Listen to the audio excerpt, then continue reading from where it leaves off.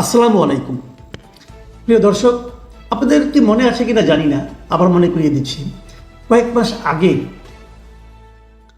এখনকার যিনি তথ্য উপদেষ্টা, তখন তিনি উপদেষ্টা ছিলেন না, বাট প্রধান উপদেষ্টার বিশেষ সহকারী ছিলেন, উপদেষ্টার পদমর্যাদায়। তিনি একটা কথা বলেছিলেন যে এই দেশটাকে তারা যেখানে নিয়ে যেতে চান, তাদের যে লক্ষ্যে নিয়ে যেতে চান, তার জন্য একটা গৃহযুদ্ধ আবশ্যক।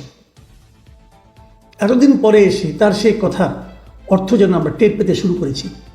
আমার কেন যেন মনে হচ্ছে একটা গৃহযুদ্ধের শুরুর দিকে আমরা আছি, অথবা অন্যভাবে যদি বলি যে কেউ কেউ আমাদের তারা একটা গৃহযুদ্ধের দিকে এই জাতিকে, এই দেশকে ঠেলে দেওয়ার একটা চেষ্টা করছে। এবং আমি স্পষ্টভাবে বলি, এই কাজটা আমার কাছে মনে হয়েছে এই ছাত্র নেতাদের মধ্যে একজন, যিনি নাকি এখন ওই সংগঠন, ওনাদের যে জাতীয় নাগরিক পার্টি, সেই সংগঠনের একজন শীর্ষ পর্যায়ের নেতা মিস্টার হাসনাত আবদুল্লাহ, তিনিই সম্ভবত শুরু করেছেন। এই নেতাদের মধ্যে যাদের সঙ্গে আমার দেখা হয়েছে, তাদের মধ্যে আমার কাছে, আমার মন্তব্য, এখানে আমার পক্ষপাতিত্ব থাকতে পারে, আমার কাছে সবচেয়ে মেধাবী মনে হয়েছিল এই হাসনাত আবদুল্লাহ সাহেবকে। এমন একজন মেধাবী লোক আজকে কেন এই ধরনের একটা স্ট্যাটাস দিলেন আমি বুঝতে পারিনি। উনি ওনার ফেসবুকে একটা স্ট্যাটাস দিয়েছেন, এবং এই স্ট্যাটাস দিয়ে আজকে হলো 21 তারিখ, 21শে মার্চ। উনি আজকে থেকে 10 দিন আগের 11 মার্চের একটা ঘটনা বর্ণনা করেছেন।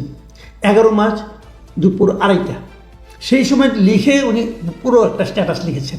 বেশ বড়সড় একটা স্ট্যাটাস, একদম ছোট নয়, এবং প্রায় 500 পৃষ্ঠা, 500 হলে 450 ওয়ার্ডের মতো একটা বড় একটা স্ট্যাটাস।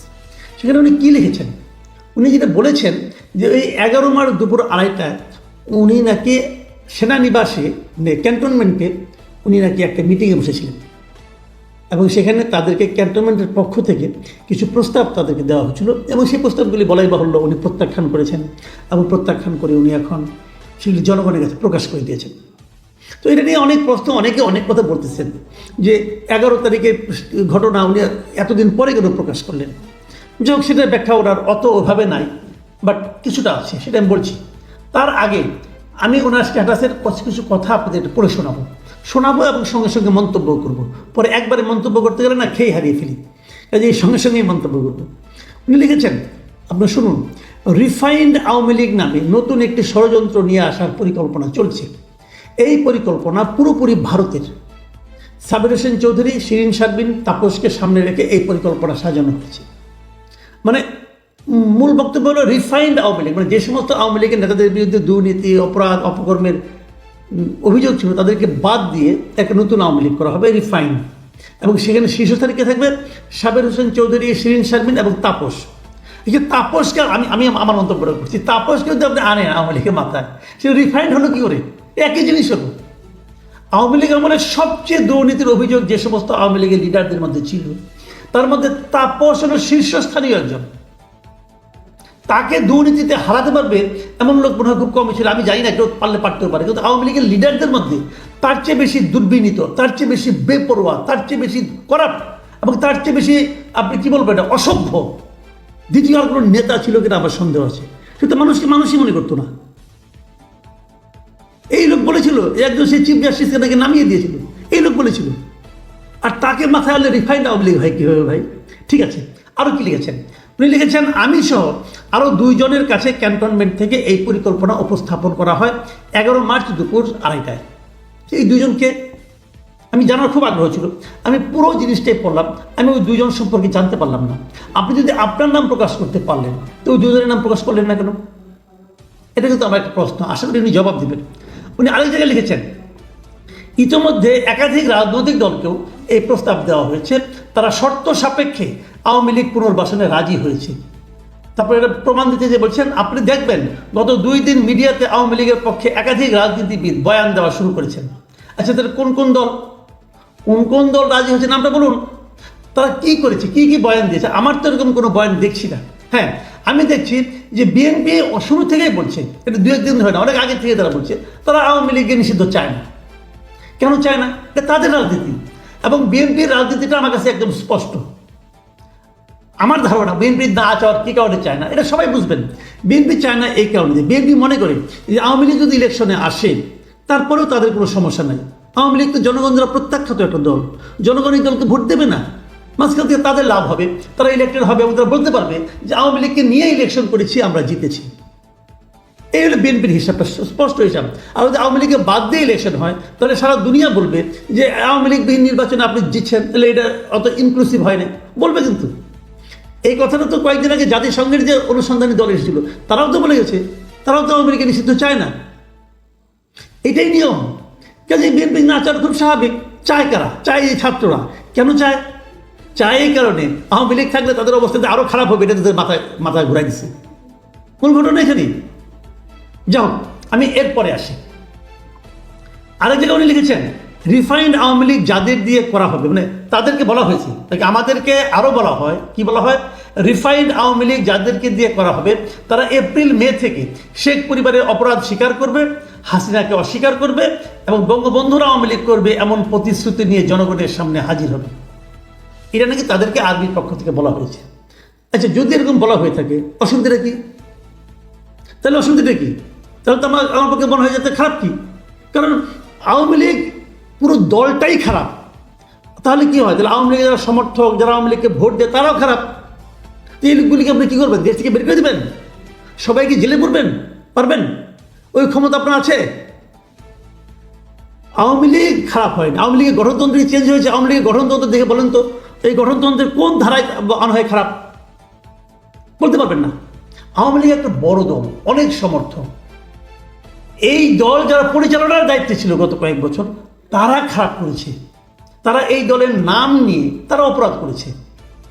আপনি দেখবেন কিছু কিছু লোক নামাজ রোজা সব করে, জব্বা আছে, মাথা মধ্যে নামাজ পড়তে পড়তে কালো দাগ হয়ে গেছে, টুপি আছে, দাড়ি আছে, সব আছে, কিন্তু ঘুষ খায়। দেখেন না এরকম? বহু দেখছেন। এখন সে যে ঘুষ খায় এটা কি তার এই লেবাসের দোষ? সে যে ইসলামের কথা মুখে বলে এটা কি ইসলামের দোষ? নাকি ইসলামের নামে ওই লোকটা এই কাজটা করেছে? এটা ওই লোকটার ব্যক্তির দোষ। এর জন্য তার শাস্তি ইহকালেও আছে, পরকালেও আছে। তো যদি আওয়ামী লীগের নামে কেউ অপকর্ম করে থাকে তার জন্য ওই লোকটা দায়ী, আপনি আওয়ামী লীগকে দায়ী করতে পারেন না। এই জায়গাটাতে কিন্তু এই যে সূক্ষ্ম এটা পার্থক্যটা, এটা অনেকে বুঝতে চায় না।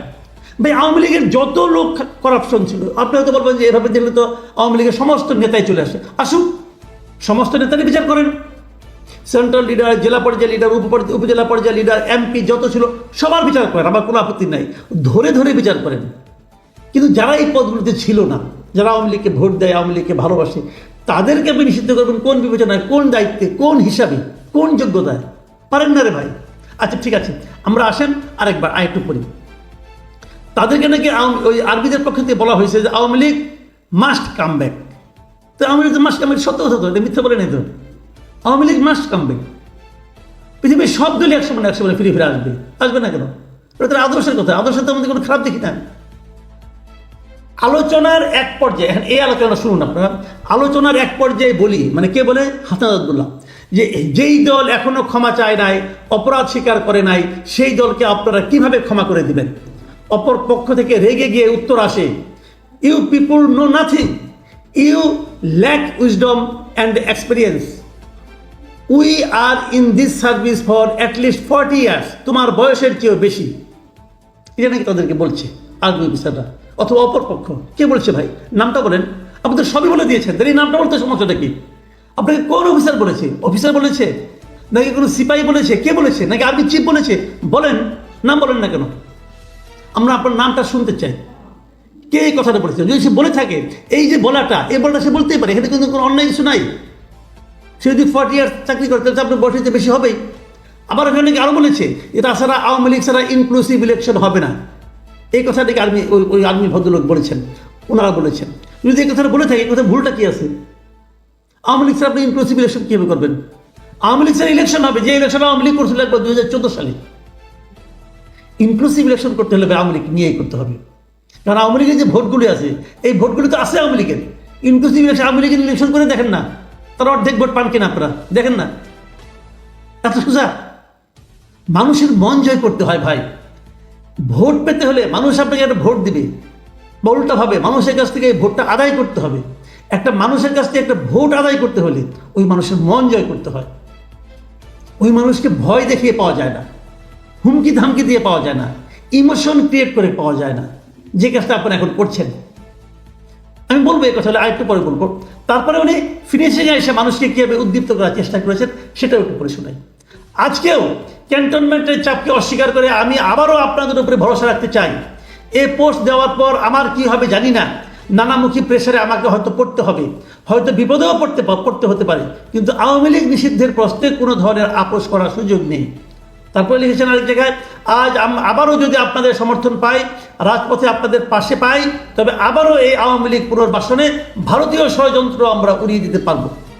তারপর আবার লিখেছেন, আওয়ামী লীগ রাজনীতি করতে পারলে জুলাই ব্যর্থ হয়ে যাবে। আমাদের শরীরে এক বিন্দু রক্ত থাকা পর্যন্ত আমাদের শহীদদের রক্ত আমরা বৃথা হতে দেব না। 5 আগস্টের পরের বাংলাদেশে আওয়ামী লীগের কামব্যাকের আর